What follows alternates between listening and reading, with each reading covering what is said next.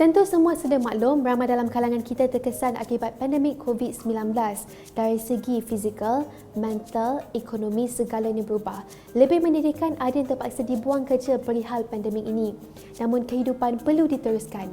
Daripada kerjaya profesional, makan gaji sehinggalah bekerja sendiri, rata-rata daripada kita menerima hal ini dengan hati yang terbuka. Transisi kerjaya bukanlah alasan untuk tidak menyempurnakan kehidupan. Paling penting, rezeki itu datang dalam pelbagai bentuk dan dalam keadaan yang tidak disangka-sangka. Penularan wabak COVID-19 yang sudah memasuki gelombang ketiga ini memberikan impak yang besar kepada dunia dan tidak terkecuali negara Malaysia. Antara yang terjejas adalah sektor penerbangan, pengurusan perhotelan dan bidang perniagaan di dalam skala kecil ataupun besar. Family pun cakap okey lah buat ni kan. As long as kita ada duit untuk teruskan hidup. Our target is for surviving. Dia berhenti kerja tu memang cabaran lah juga untuk kami. Dia pun usaha untuk mulakan perniagaan ni semula. You have to go on with your life dan jangan putus asa. Dalam business especially, when you are down, you bangkit balik. Tuan-tuan dan puan-puan, selamat datang ke Cat Detailing. Nama saya Nazira Aznan. Dan saya Zarik Zulkifli. Kami adalah pasangan pramugara dan pramugari yang terjejas akibat pandemik COVID-19. Ingin tahu apa yang kami buat selepas kehilangan pekerjaan? Sila ikut kami. Nazira Aznan, bekas pramugari ini akui pada awalnya dia sukar untuk menerima kenyataan apatah lagi meninggalkan kerjaya impian yang dicita-citakan sejak di bangku sekolah. Saya almost jadi depression sebab saya menangis secara tiba-tiba. So saya bergaduh dengan suami saya. Saya tak boleh terima benda ni semua jadi sebab saya fikir komitmen yang ada. Sebenarnya saya baru naik sebagai in charge cabin crew. Waktu tu baru sebulan fly. So saya memang rasa macam kenapa bukan orang lain, kenapa saya, memang saya marah sangat. Waktu tu memang saya marah semua dengan situasi yang jadi. Even dengan COVID tu sendiri, kenapa ada COVID ni, memang saya marah lah tentu. Sebab affected apa yang saya nak buat selama ni. Mendengar perkabaran tentang nasib isterinya, Zarik Zulkifli atau lebih mesra disapa Eric, 36 tahun, mengharapkan agar dia terselamat daripada isu pemberhentian pekerja. Namun, dia turut menerima tempiasnya.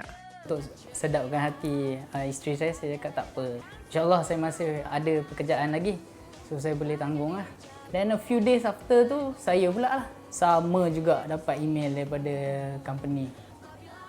So masa tu kami berdua, kita duduk. Sebab kami dua-dua fly kan. Tak apalah, rezeki kita dah takat tu.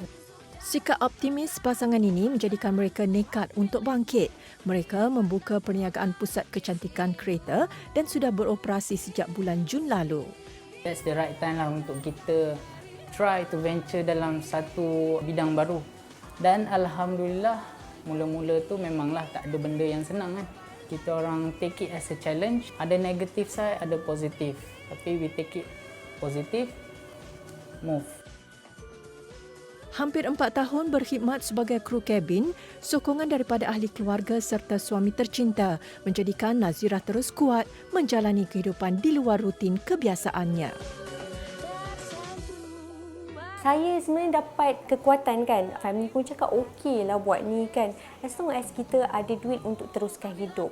Our target is for surviving.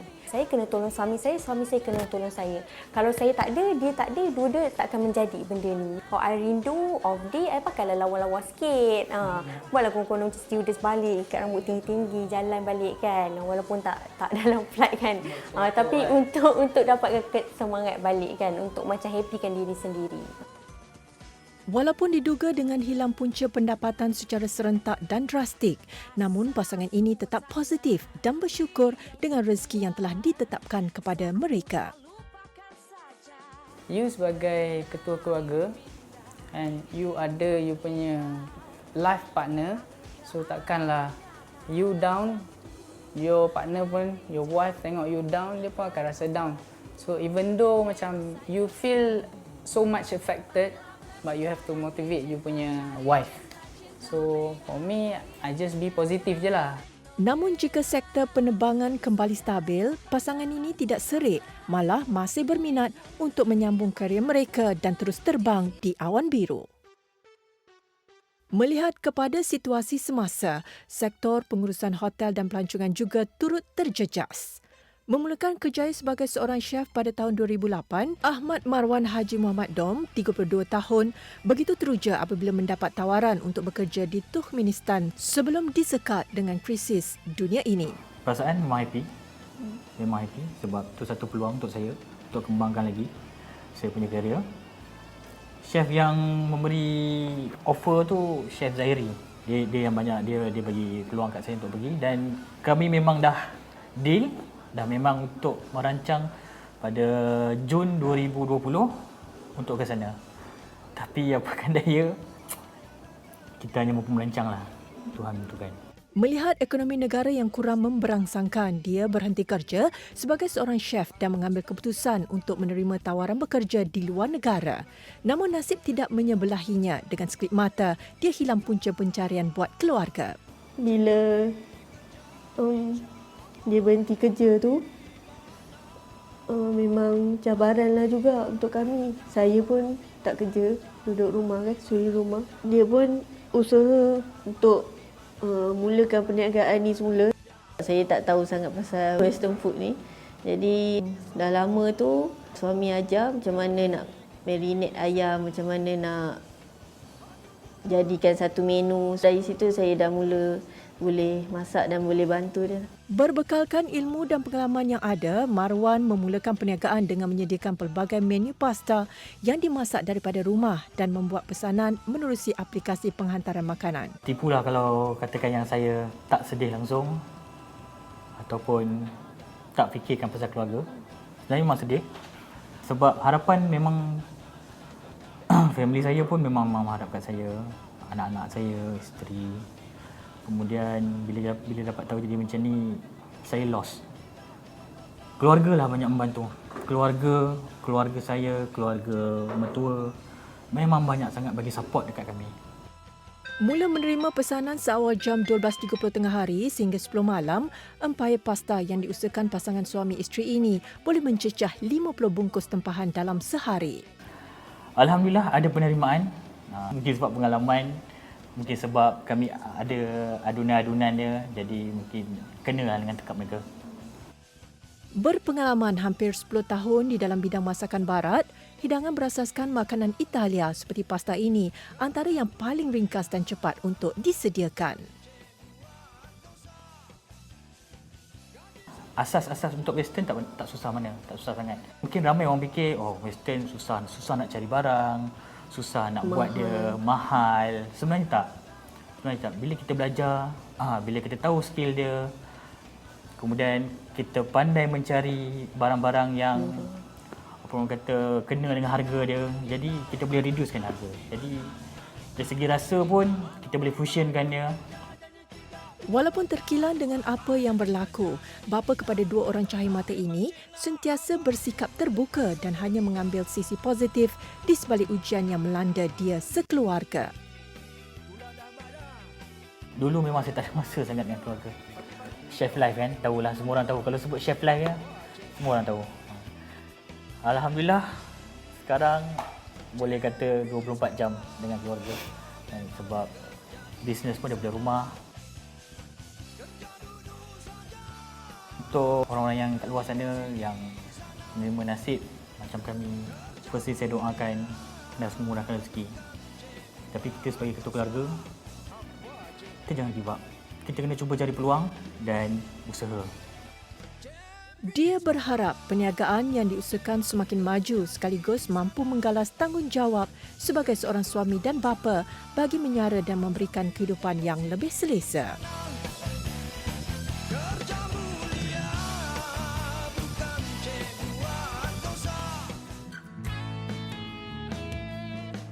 Selain pekerja, majikan juga turut mengalami dilema yang sama. Pernah berkhidmat di syarikat multinasional selama lebih 30 tahun, Marsita Mustafa, 67 tahun, nekat untuk berhenti kerja dan membuka perniagaannya sendiri. dari segi kejayaan yang apa kita buat, bila kita bekerja dengan multinational company, yang penting adalah customers. Customer will always come first. Itu yang kita belajar dari situ.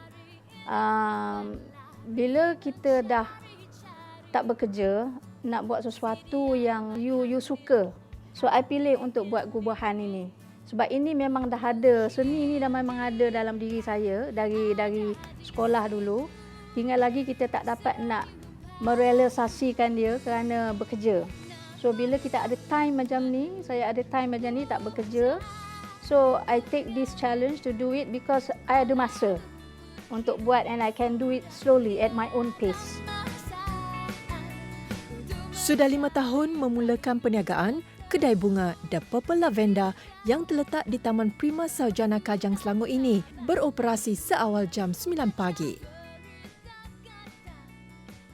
Sebab saya minat bunga, saya suka mengubah. Saya suka buat dekor, especially bunga lah. Dealing dengan bunga-bunga ni memang saya suka. Kedai bunga ini juga turut mengambil tempahan menggubah bunga untuk pelbagai majlis dengan harga yang berpatutan. Pelanggan juga boleh memilih pelbagai variasi spesies bunga hiasan sama ada bunga plastik ataupun bunga segar. Ada beberapa suppliers di KL. Bunga-bunga mainly roses ada dari Cameron Highland dan juga imported flowers lah macam dari Holland, dari China, dari Afrika, semua ada lah. Itu bergantung lah. Kalau kadang-kadang lokal punya bunga tak ada, kita terpaksa ambil imported flowers. Sebagai pemilik kedai dan seorang majikan, dia juga turut mengalami kerugian sewaktu Perintah Kawalan Pergerakan PKP, namun duit simpanan sendiri didahulukan bagi membantu aliran kewangan perniagaannya. Zaman pandemik, especially masa PKP yang pertama tu, kita terpaksa tutup kedai, kita work from home. Stok memang tak ada sebab banyak bunga dia orang tak boleh nak supply. Nak sampai sini tu kadang-kadang it takes time. Untuk adik-adik yang anak-anak yang tidak ada pekerjaan sekarang ini, nasihat saya is whatever job that comes first, you just grab it. You have to go on with your life dan jangan putus asa. Dalam business especially, when you are down, you bangkit balik untuk mencuba. InsyaAllah kita akan berjaya. Setiap yang berlaku pasti ada hikmahnya. Apa jua keluhan daripada pekerja maupun majikan, masing-masing mempunyai perjuangan demi kelangsungan hidup. Semoga perkongsian ini sedikit sebanyak memberi inspirasi kepada mereka yang kurang bernasib baik dan menjadi mangsa akibat COVID-19. Usaha semangat tidak mudah mengalah, berserta doa adalah kunci untuk terus bangkit.